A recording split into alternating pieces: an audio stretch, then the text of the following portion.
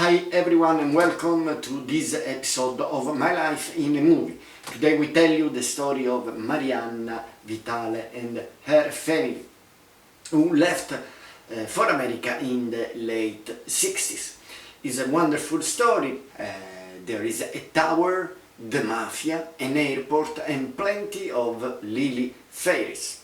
We are proud to tell the world the story of many Sicilians who were forced to emigrate looking for a better life. So don't forget to contact us to let the world knows about the story of your family, the story of your ancestors. Let's restore dignity to them. Sogno siciliano, I am siciliano.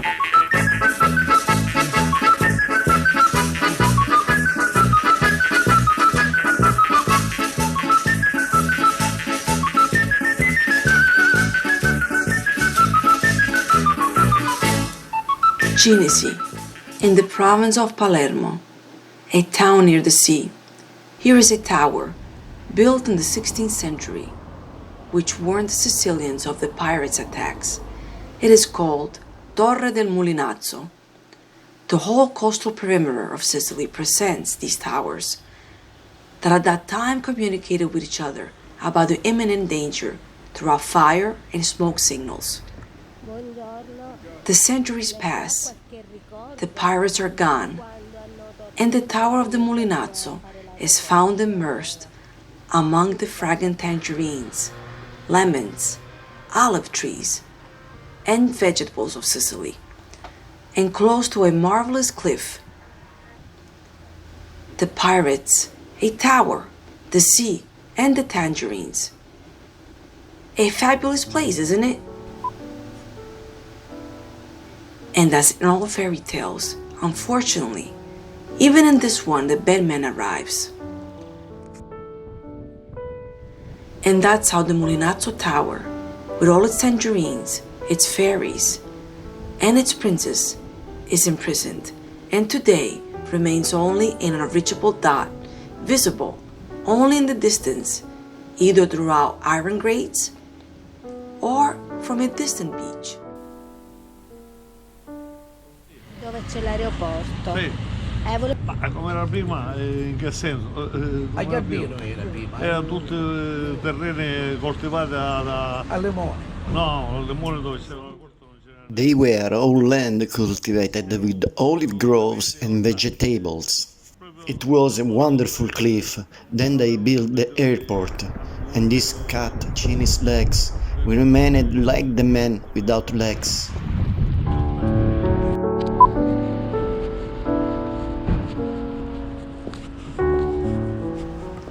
Here in Cinisi, near the magical tower, right in this house, Marianna was born. Our fairy tale woman, who still didn't know that she was one. She was born here, but spent her childhood in the street, in her beloved grandfather's house.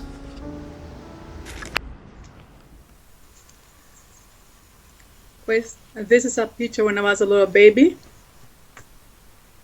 This is a picture with my parents and my older sister and my brother. This is a picture with all our family when I was around 12 years old.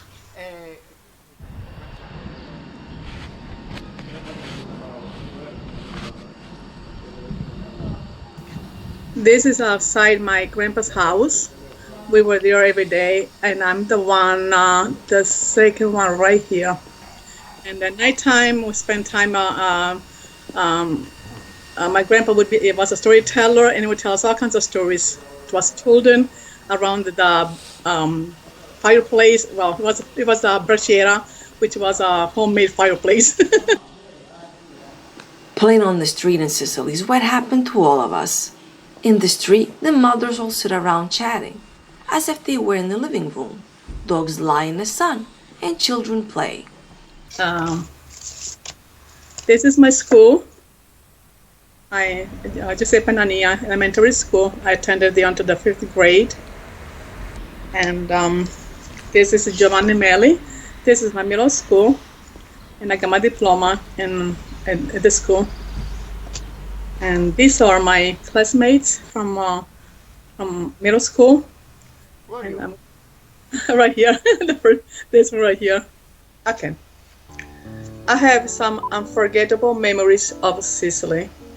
When I was 8 years old, I went to Corleone for a school summer camp for 1 month. The teacher took all the children for daily walks in a park. There, I discovered for the first time the exotic beauty of the water lily flowers flowing in a fountain. The memories of these beautiful flowers inspired me to write my first published book, The Water Lily Fairy. This book is also available in Italian by the title La Fata delle Ninfee. After a difficult search, we were able to trace the colony in Corleone, the town of the film The Godfather, about 60 kilometers from Palermo. The fountain is still there, even if everything has changed and the water lilies have disappeared. Okay. I will read this one here. Okay. Early in the morning, she pulled down one of the petals of her skirt and peeked her head through it. Nobody was around the pond. But what will remain forever impressed in the mind of our Marianna, besides the water lilies fountain of Corleone, is the sea and the land of Cinisi. And above all, a place which in the head of the small and lively Marianna crystallizes forever, the tower in the district of Mulinazzo, where the family had a land and where Marianna spent her happiest days. A tower that in a child always triggers a flood of emotions, kings, princesses, and witches, and where Marianna spent her happiest days. Here is the prelude of poetry of the future writer Marianna. Here is the spark that develops like an eternal imprint in the mind of little Marianna.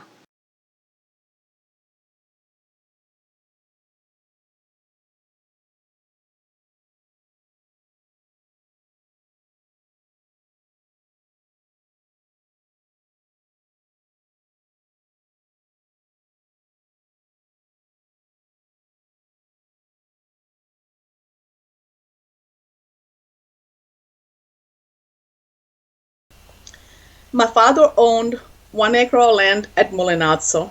My father, besides caring for his own properties, would take a parcel of land on lease, where he planted a variety of vegetables for many years. We lived off the income of this produce. Also, he leased acres of olive groves and almond trees. My siblings and I, from a very young age, helped my father with the tedious work of picking vegetables. We worked under the scorching sun, a job that was rather too heavy for young children. During the summer, everybody would go there to swim. This was my favorite place, a small paradise on earth. My dreams flew away to the wind when this land was also expropriated for the expansion of the airport. My father was paid barely $1,000 from the government, since it was considered barren land. This is my grandma here in the Mulinazzo town in the rural house. They had a stable with animals, with cows, and this was an outdoor kitchen which was cooking every day in the summertime. And this is my grandpa when he was when family picture we had with my dad and all our family, my mom and all our family. And this is my grandpa here in Mulinazzo with a carretto. He was young. Vi ricordavate quando sono stati espropriati i terreni a Torre del Mulinazzo? I terreni? Sì. Ci vediamo stato 12.000 terreni. My mother lost 2 hectares of land and I was forced to go to work in Germany. The land was expropriated in the 60s and the airport was built in the 70s. Ah, pure a lei. Ed è rimasto qui a... They also took away the land from us. Did you leave? No, I stayed. I found a job and I stayed. But many were forced to leave. The land was taken with little money. Allora c'era il carisma del paese, c'era il pupillo, chiamiamolo così. In those days, there was the boss who was in charge of everything, and nobody rebelled against the expropriation. The land expropriated to make the airport means that the family has lost practically everything, and Papa Peppino decides to leave his homeland and try the American adventure, the dream of a new life, a better life. Then you pack your bags, plan the mystery, find yourself brave. Papa Manzella must have had a great courage, but above all, a great love for his family. We have to go. We have to do it. We have to create a future for our children. That was what he said to Mama Agata. As I write the story, I think of the courage that this man must have had. And I admire him. I admire you, Peppino Manzella. It was January 4th, 1969, when the transatlantic Michelangelo welcomed his whole family and brought them to America, the dream of a new life, the world that suddenly changes. Marianna Manzella is a woman who was stolen from this land, but Sicily is a mermaid whose song you will never forget. Marianna was little more than a child, and as a child lived a long journey between charm, fear, and exploration. A ship that took her away from her friends, from her street, from her sea, from her habits.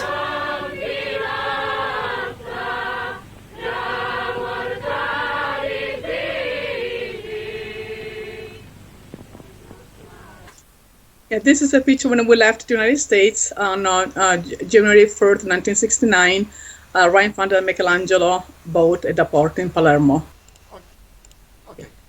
On January 4th, 1969, we left with the transatlantic liner Michelangelo, United States of America.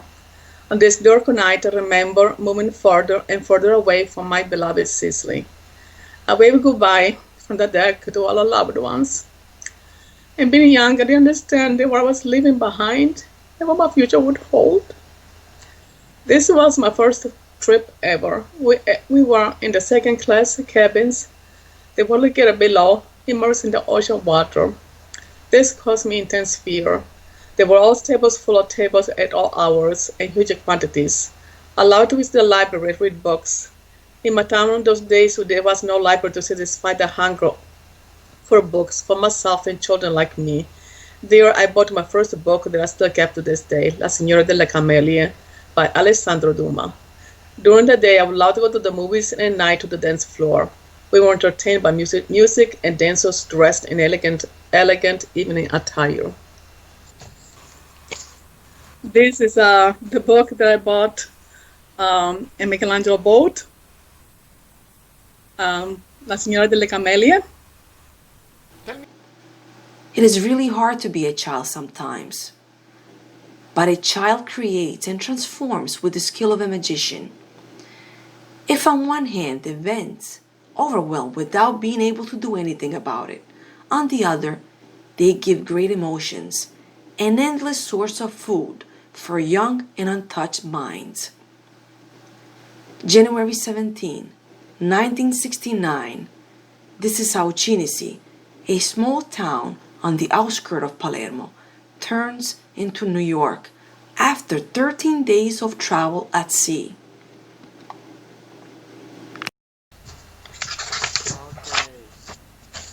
Okay. We arrived in New York on January 17, 1969, in the heart of winter. We stared for the first time at the Statue of Liberty and the broken up ice on the water. Before disembarking, a journalist interviewed my parents, being perplexed on the purpose of our trip with a large family of 7 children. He took many pictures of our family, which he was to post in a local newspaper, but we never got to see them.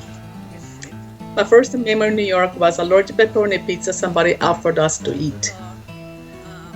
Right after, we took the train to St. Louis, Missouri. During the ride, I looked at the vast farms and the red barns and wondered if there were any mountains. The thought of them brought tears to my eyes. I was already missing waking up to the view of the beautiful mountains in my town. In the morning, we woke up hungry. A gentleman, African American, asked us some questions, but we didn't know one word of English. Soon he showed up with our first American breakfast, toast and jelly for 9 people. We were forever grateful for this kind gesture. On January 18, 1969, we arrived in St. Louis, Missouri, welcomed by my Uncle Paul, his wife Josephine, and my loved cousins. They opened the door of their small house on 6812 Virginia Street with only 3 rooms. We made the best of our circumstance by sleeping on mattresses lying on the floor for 1 month. Immediately, they helped my father find a job in a pasta factory, and my mother in a factory sewing men's clothes. Within a month, they helped us find a house on 5042 Alabama Street, which my father purchased. Many relatives, friends, neighbors, and people from the Italian community helped us, including the Catholic Church, Santa Cecilia, by allowing my younger sisters and brother to attend school without paying tuition. Several years later, my father missed his native country and decided to go back home with the family. My older sister, who was already married, remained in St. Louis with my older brother. I was already engaged and decided to get married right after we arrived in Sicily. My husband and I. So our Marianna returns home, but with clear ideas. We get married and come back for a better future. This is the mother church of Cinisi, where the marriage took place. And soon after, Marianna and her husband return to America for a better future. She becomes a grandmother, and at age 50, the emotions of a lifetime, which is the sea, the tower of the Mulinazzo, the water lilies of the summer colony, the cultivated land, the street outside the grandfather's house, the stories told by the grandfather, the parties with friends and relatives, the trips with the ship, the pain of abandonment, all together become a source of poetry. Marianna starts writing stories for children, inspired by her grandchildren. Fairies and dreams come into her life. Marianna has recently finished writing a book in 3 languages, Italian, English, and Sicilian. That's the first interview. I thank you so much for the interview and for this opportunity and for the honor. Thank you. Fai un saluto ai siciliani. I send a big kiss and all my love to Sicily, my own country, Italy, to all my loved ones in there, my family, friends, relatives, and to all Sicilian Italians and to whoever is listening. Thank you and a big kiss. Saluto in siciliano. Vi saluto a tutti. Ciao ciao. Ciao, ciao. Bacio. Ciao ciao. Grazie. Thank you.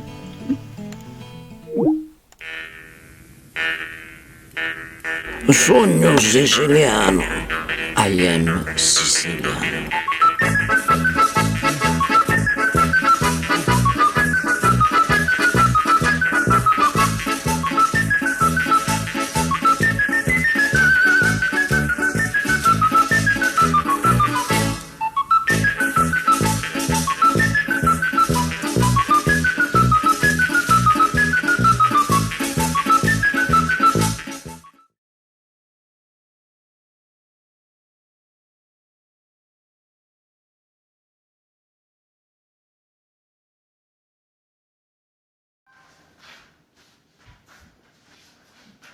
Hello everyone, I'm Giovanna Battaglia, and I'm Sicilian, but I was born and lived several years in America, but the love for Sicily brought me back to this island.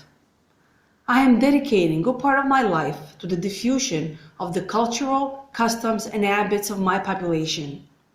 I'm doing it together with my illustrious colleagues of the Cultural Department of Splendid Sicily. We support ourselves with the love of those who follow us. And I'm asking you to make a donation in order for us to continue to live and for you to continue to watch us, go to www.splendidsicily.com on the support page or contact us. It's very simple. Thank you very much and hope to hear from you soon.